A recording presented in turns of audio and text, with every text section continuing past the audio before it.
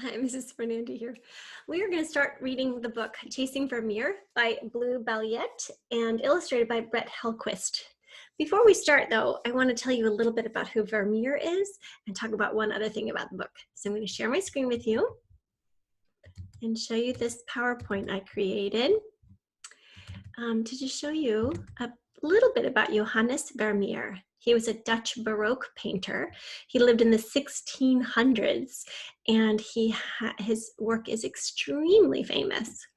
This is one of his most famous pieces called Girl with a Pearl Earring. This piece, painting by Vermeer, is here in the back of your book if you want to look at it, but it's only a black and white picture. So I just thought I would show you the color version because he's very famous for those really strong saturated colors. This one is back here too. It's called A Lady Writing. It's not a great rendition of the picture, but you can again see those really clear, beautiful pictures. The other things I want to talk about is Pentaminoes. Pentaminoes are a series of 5 square discs put together in various forms. So here, and they're labeled by their letters. So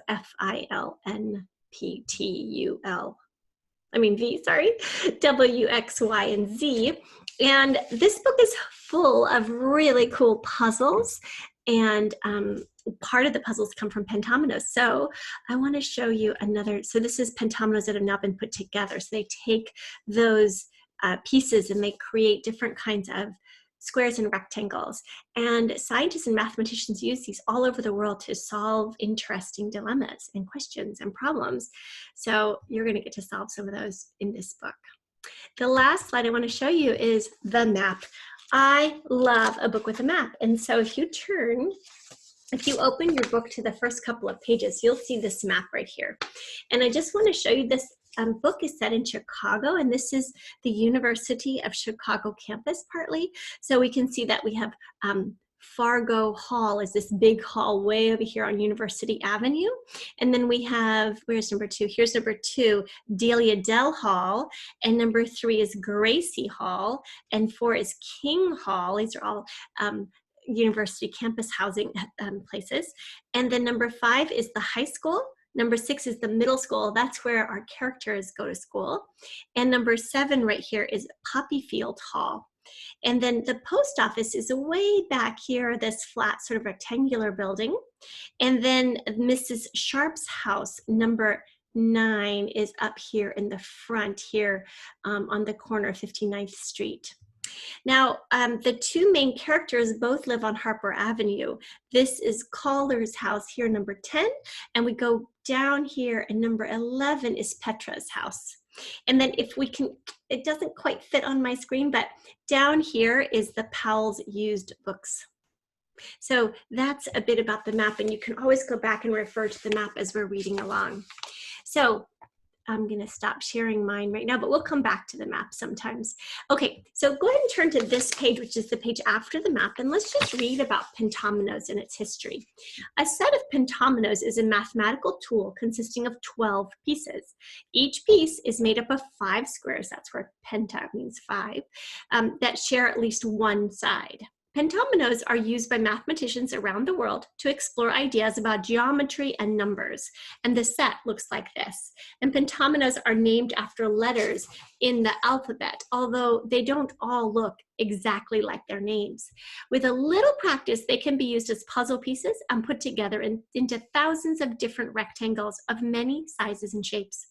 This book begins, like a set of pentaminoes, with separate pieces.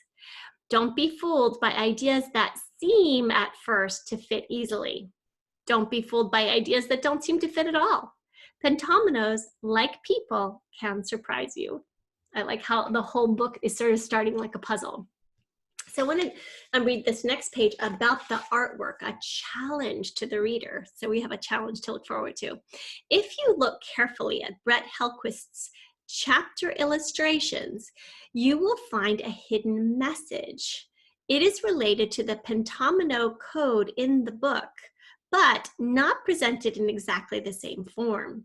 A certain living creature plays a part in deciphering, so breaking the code, and pieces of the message appear in the artwork at regular intervals that create a pattern within the book. Here is a hint. This pattern is even, but odd. It has as many pieces as a set of pentominoes. Do you remember how many pieces a set of pentominoes has? 12. 12 pieces, 5 inside of each piece. All right, you can check your answers, but let's not yet.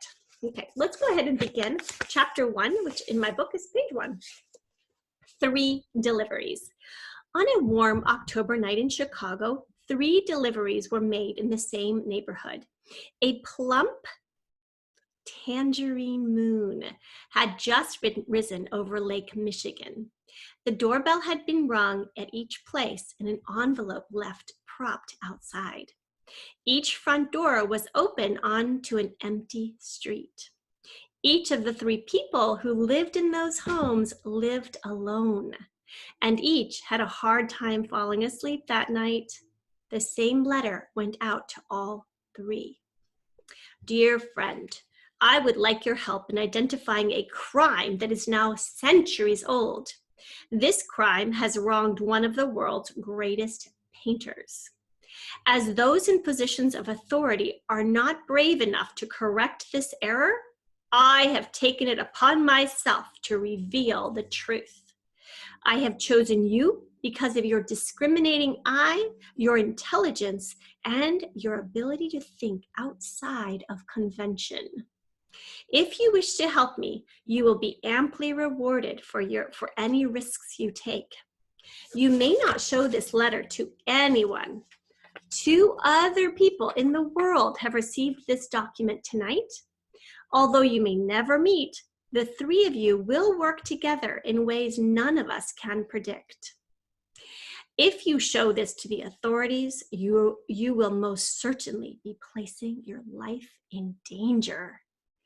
You will know how to respond.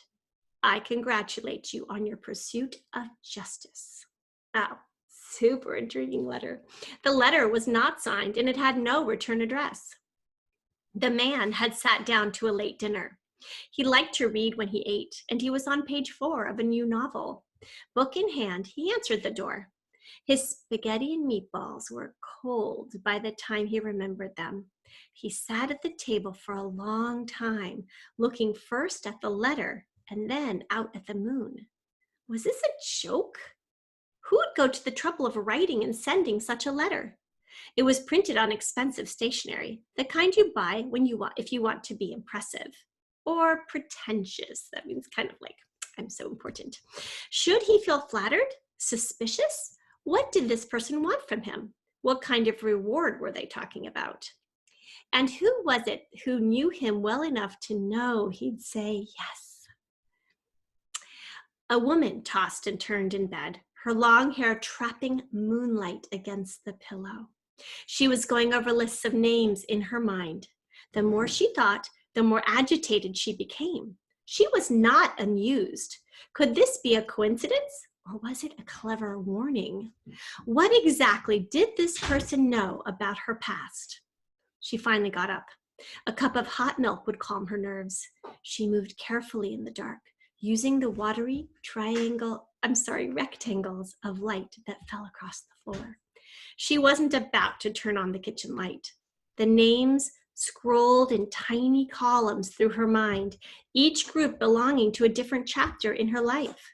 There was Milan, there was New York, there was Istanbul. But this was an invitation, not a threat. If things got strange or frightening, she could always change her mind. Or could she?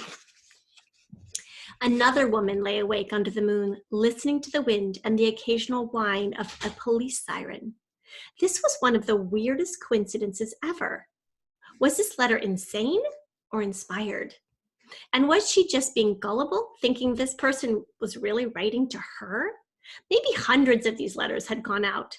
Had her name been picked out of a phone book? Fake or not, the letter was intriguing. A centuries-old crime?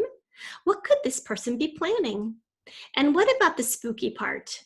If you show this to the authorities, you will most likely be placing your life in danger.